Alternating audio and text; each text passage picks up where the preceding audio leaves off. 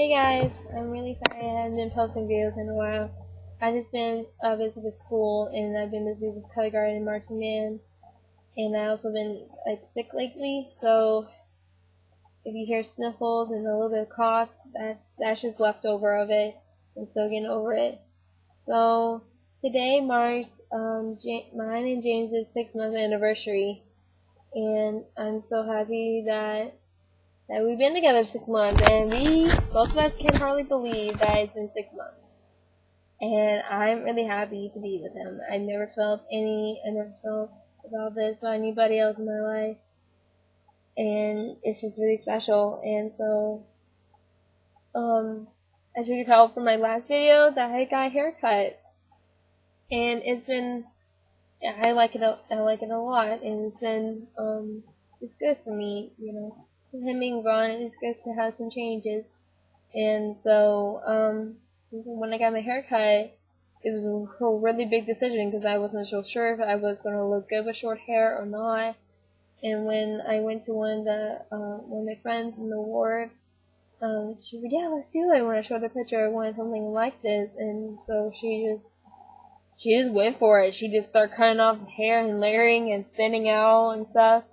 And it was just, oh my goodness, I felt like a little weight was taken off my head because of how much hair I had. And so, and it's just really great, and it makes me look more mature, and I like it, and it's new. A lot of people like it, and it makes me happy that a lot of people like it. I don't really care for what people think about me much anymore, but it's nice to be complimented on. And today, I finally get to show you guys a picture of my man. His mom finally dropped off his MTC pictures that I've been wanting to see for a long time, and so I picked out my favorite, and he is the one, you're looking at the camera, he is the one on your right. He's called Blondie. That's my guy. I don't know who this is. I guess this is one of his friends he met, or his companions. I don't know.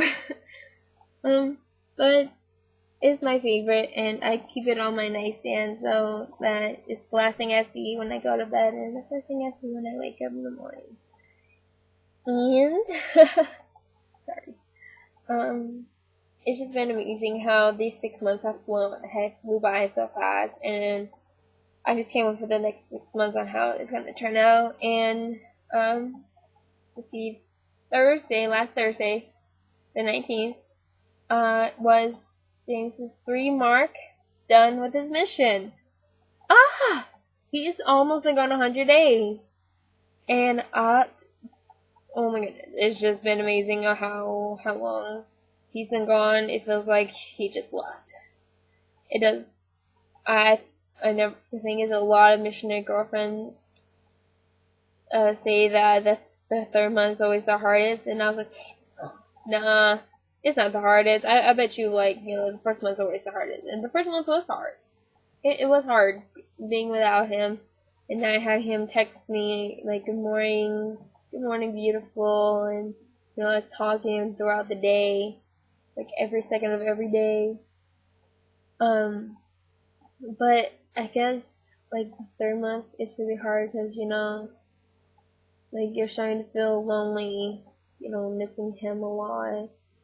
And I've never felt lonely. It's just me wanting him here with me, to just to be with me, and seeing couples at school all lovey-dovey all over each other, that just upsets me because I'm and the one thing that bugs me is when you hear girls say, "Oh my gosh, I miss my boyfriend. I hadn't seen him in a day. Oh my gosh, I miss him." And I'm like, you have no idea. You go have your boyfriend send off for 2 years on a mission, and then you can say, "I miss it." I don't think girls really understand, what it's like to have their love go away for a long time, either in the armed forces or on a mission, or anything that involves being apart for a long time. I know that, I know a girl who has a boyfriend in the armed forces, and they're really cute. And like they have an anniversary date over Skype, and it's really cute. And I'm so lucky she has the opportunity to spend that with him. So, and I know hopefully on Christmas I get to hopefully get to see my man with his family on Christmas, and he gets to Skype home, so I can see him and see like, oh my gosh, ah, I think. And it's amazing that 6 months ago today we finally realized how much we wanted to be together again, because this is not the first time we wanted to be together. The first time we wanted to be together was before he left for BYU, Idaho, and he kind of chickened out on it because he thought that our long distance relationships wouldn't work, because he had former girlfriends who did long distance and it didn't work out, and he didn't know that I'm tough and that we can do this. And so us being apart, with him being on a college at the time, I think it was a big wake up call to him, saying like, hey, if we can be apart, like with him being in Idaho for a year, we can deal with him being gone for 2 years on a mission.